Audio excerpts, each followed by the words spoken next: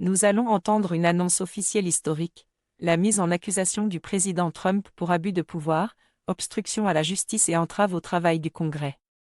La présidente de la Chambre des représentants, Nancy Pelosi, et les présidents démocrates de 5 commissions parlementaires sont prêts à dévoiler ces accusations au Capitole. C'est seulement la 4e fois dans l'histoire que le Congrès prend une mesure susceptible de destituer un président des États-Unis. Aujourd'hui, le président a tenu des propos jugés inhabituels, voire inédits à l'ère moderne. Je vais vous expliquer précisément ce qu'il a dit et pourquoi des vétérans et de nombreux experts, de manière impartiale, affirment qu'il s'agit d'un tournant décisif qu'il faut absolument affronter. Nous assistons donc en direct au déroulement d'une véritable crise constitutionnelle. C'est le moment que la démocratie américaine redoutait, celui dont parlent les livres d'histoire, celui qui distingue les républiques des dictatures. Les élus démocrates déclarent désormais ouvertement que Donald Trump est inapte à la fonction présidentielle. Il invoque le 25e amendement. Il prévoit une procédure de destitution dès qu'ils reprendront la Chambre. 2026, nous allons agir concernant le Groenland, qu'ils le veuillent ou non. Car si nous ne le faisons pas, la Russie ou la Chine s'empareront du Groenland. Et nous ne voulons pas de la Russie ou de la Chine comme voisins. J'aimerais trouver un accord à l'amiable, mais si nous n'y parvenons pas, nous choisirons la voie difficile. Et je suis un homme, et d'ailleurs, j'apprécie aussi le Danemark. Je dois vous dire qu'ils ont toujours été très gentils avec moi. Je suis un grand admirateur. Mais, vous savez, le fait qu'un bateau ait accosté là-bas il y a 500 ans, et la réaction de Trump, nous avons toujours su surmonter nos différends calmement, en amis, et nous continuerons à le faire. Je tiens à vous assurer ce matin que c'est toujours le cas. Il faut absolument gagner les élections de mes mandats, sinon ils trouveront un prétexte pour me destituer. Je serai destitué. On ne les destitue pas, vous savez pourquoi? Parce qu'ils sont plus méchants que nous. On aurait dû destituer Joe Biden pour une centaine de raisons. Ils sont méchants et intelligents. Ils refusent de démissionner, quelles que soient les circonstances. Il a déclaré la guerre à le Congrès. Il a ordonné au ministère de la Justice d'enquêter et d'inculper les élus démocrates en exercice. Il traite publiquement les membres du Congrès de traîtres et il affirme clairement que si les démocrates tentent de le destituer, Trump a qualifié la vidéo de « comportement séditieux au plus haut niveau » et a déclaré que les élus devraient être arrêtés et traduits en justice. Voici la republication appelant à la pendaison des élus. Le président de la Chambre des représentants, Mike Johnson, pour défendre Trump, a déclaré que les démocrates avaient ordonné aux troupes de « désobéir aux ordres ». Vous pouvez en juger par le fait qu'il se battra jusqu'au bout, utilisant tous les moyens à sa disposition.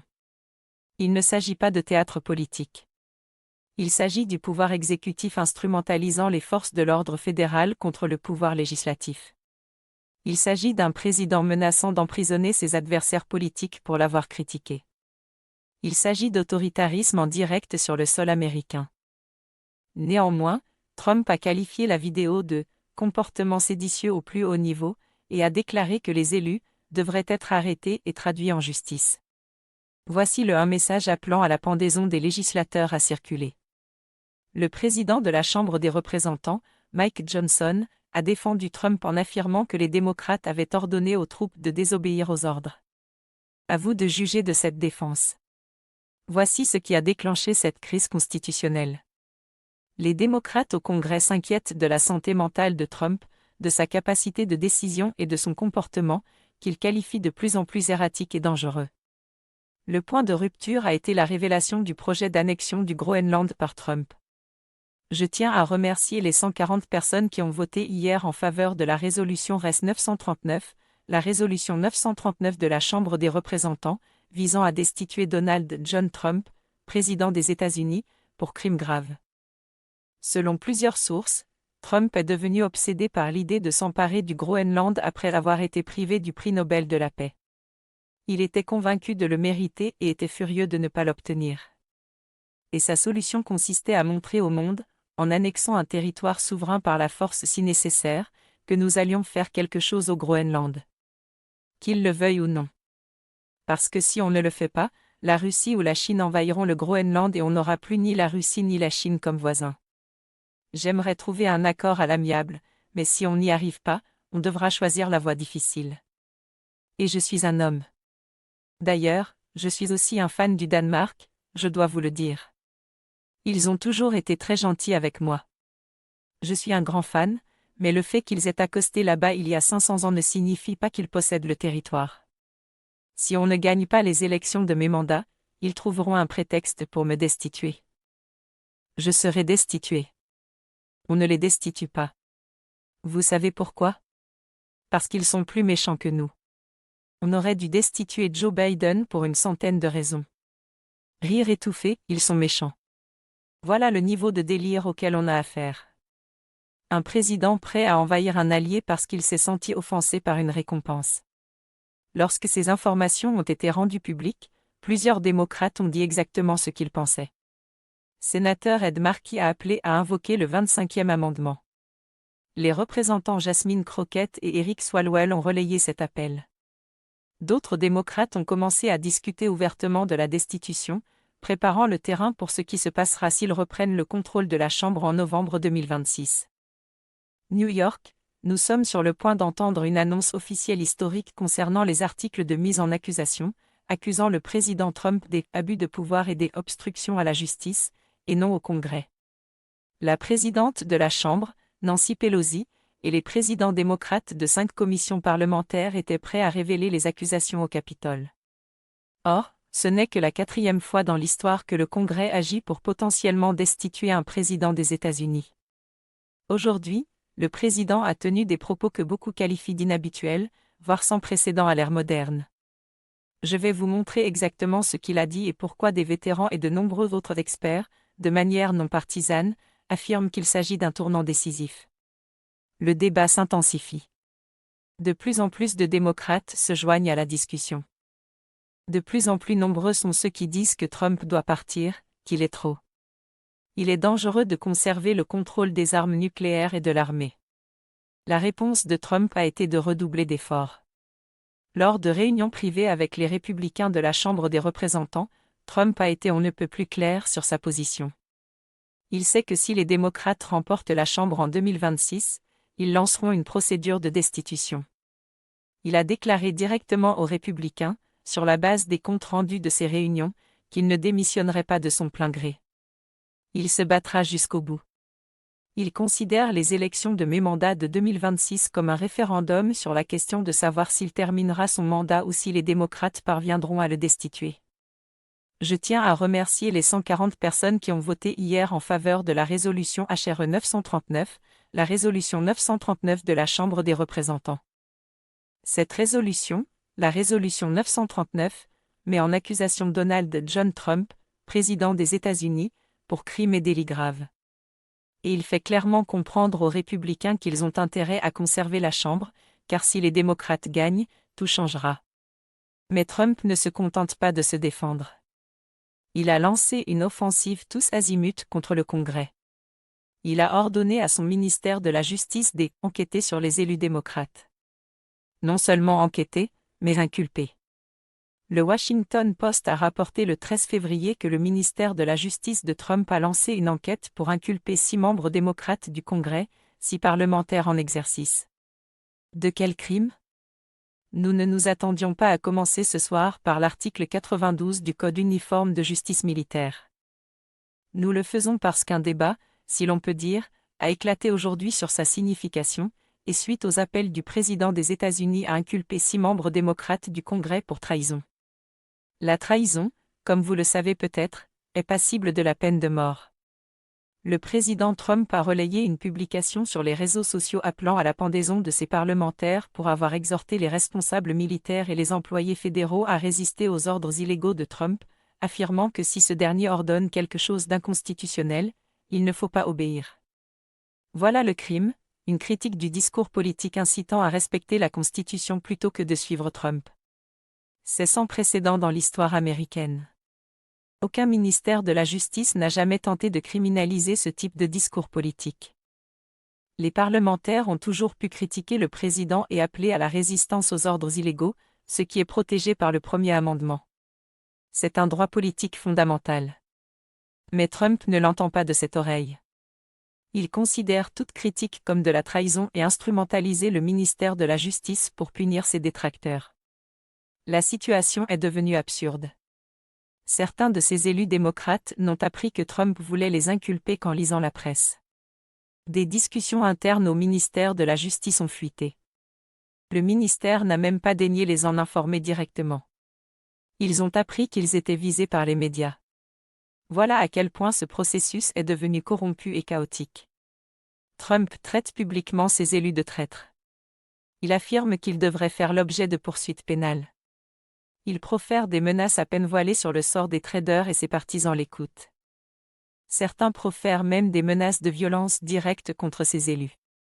Un climat de peur et d'intimidation est délibérément instauré, et Trump l'encourage car il veut terroriser le Congrès.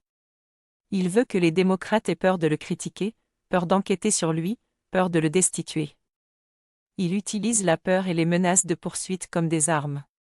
S'opposer au pouvoir législatif, c'est de l'autoritarisme pur et simple. Et c'est là que les choses se compliquent. Les républicains au Congrès commencent à s'inquiéter en privé. Certains entrevoient où cela les mène. Ils voient Trump s'attaquer au Congrès en tant qu'institution.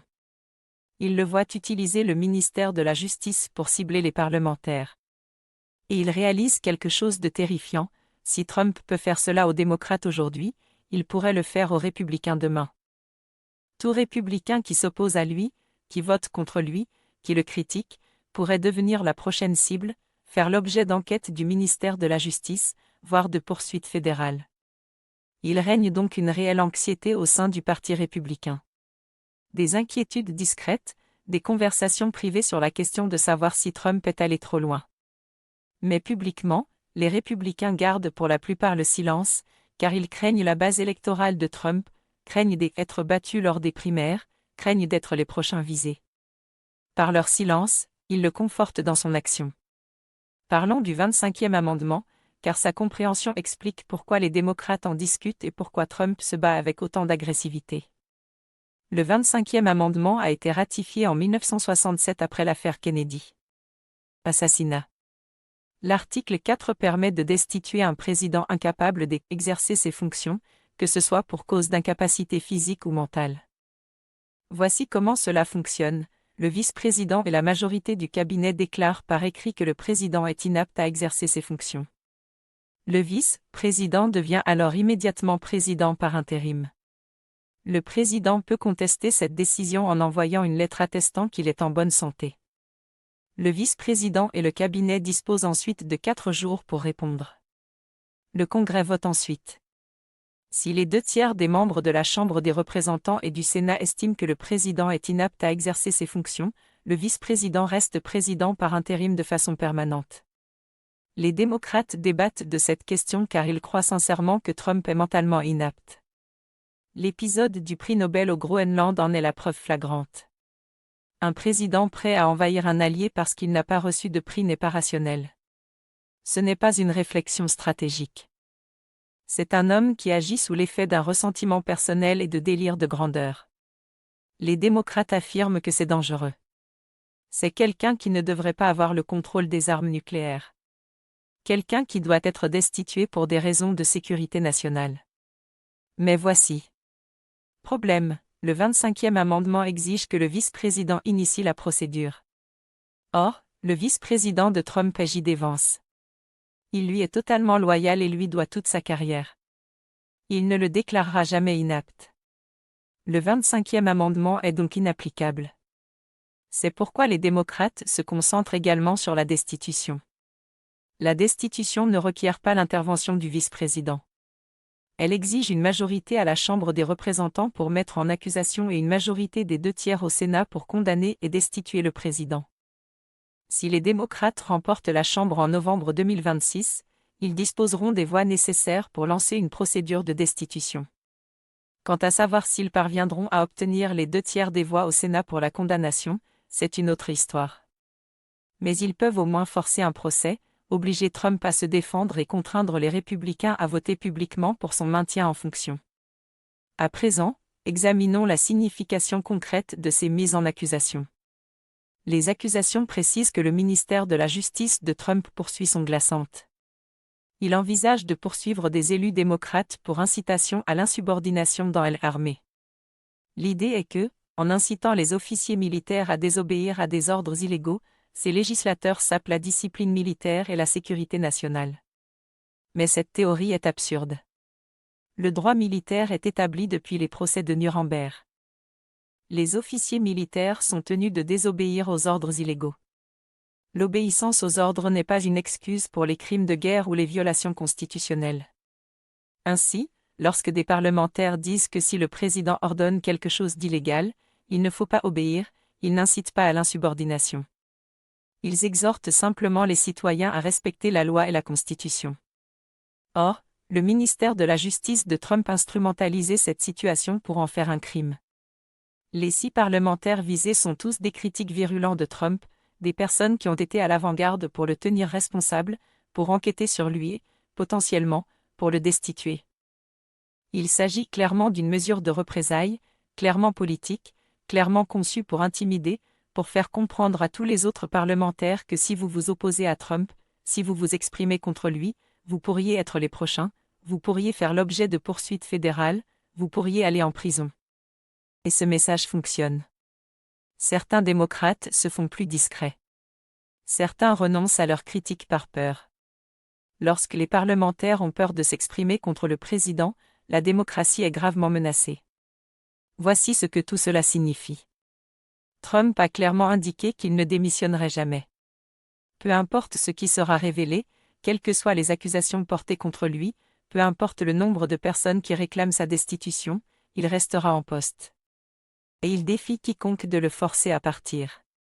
C'est une mentalité dangereuse. Cela signifie qu'il se considère comme ayant droit au pouvoir, comme méritant d'être président quoi qu'il fasse. Ce n'est pas la démocratie. En démocratie, les dirigeants servent avec le consentement des gouvernés et quittent leurs fonctions lorsqu'ils perdent ce consentement. Trump refuse d'admettre que le 25e amendement est inopérant parce que Vance refuse de coopérer. Une procédure de destitution pourrait avoir lieu si les démocrates remportent la Chambre des représentants, mais une condamnation au Sénat est improbable. Et instrumentaliser le ministère de la Justice contre les parlementaires est de l'autoritarisme. Point final. C'est ce que font les dictateurs. Ils utilisent les forces de l'ordre pour emprisonner leurs opposants politiques, faire taire les critiques, intimider quiconque pourrait contester leur pouvoir. Et c'est exactement ce que fait Trump. Le silence des républicains le permet. Si les républicains au Congrès se levaient et disaient « On ne peut pas inculper les parlementaires pour des propos politiques », cela cesserait. Mais ils ne le font pas. Ils gardent le silence, soit parce qu'ils soutiennent les agissements de Trump, soit parce qu'ils ont trop peur de s'y opposer. Dans les 2 cas, leur silence est une forme de complicité. Ils laissent l'autoritarisme s'installer. Pour les 6 élus démocrates visés, la situation est terrifiante. Ils risquent des poursuites fédérales pour avoir fait leur travail, pour avoir exercé leur devoir constitutionnel de contrôler le pouvoir présidentiel. Même si les charges sont finalement abandonnées, la procédure constitue une punition, frais de justice, stress, menace des partisans de Trump. Tout est conçu pour les briser, pour les empêcher de critiquer Trump. Pour le Congrès en tant qu'institution, il s'agit d'une attaque directe contre la séparation des pouvoirs. Le pouvoir exécutif est censé être contrôlé par le pouvoir législatif. Mais si le président peut utiliser le ministère de la Justice pour poursuivre les parlementaires qui le contrôlent, cet équilibre est rompu. Le Congrès devient subordonné au président, incapable de superviser ou d'enquêter efficacement.